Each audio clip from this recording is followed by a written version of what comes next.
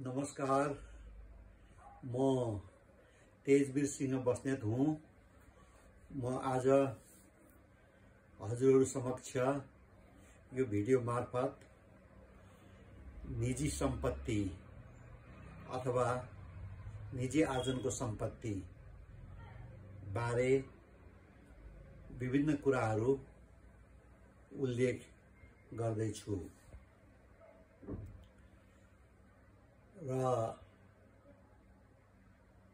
अब चल अचल सम्पत्ति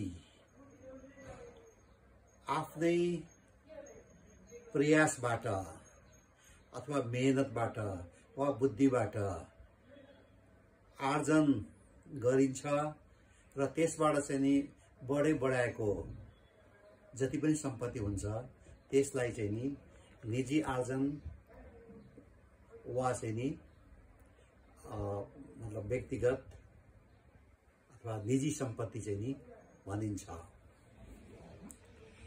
अब देवानी मुलुकी संहिता 2074 को दफा 256 मा उल्लेख भए अनुसार यो उपदान, औषधि उपचारबाट प्राप्त रकम, पेन्सनको रकम, बीमाबाट पाउने रकम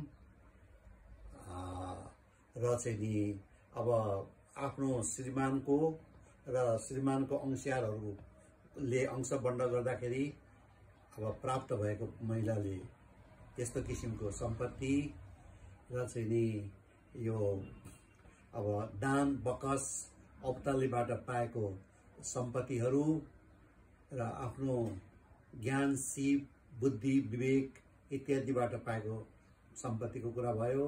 त्यस्तै बौद्धिक रूपले प्राप्त गरेको, त्यसबाट रोयल्टी प्राप्त गरेको इत्यादि सम्पूर्ण कुराहरू चाहिँ नि यो निजी आर्जनको सम्पत्ति हो, जसलाई अंग्रेजीमा चाहिँ नि प्राइभेट प्रपर्टी भनेर भनिन्छ।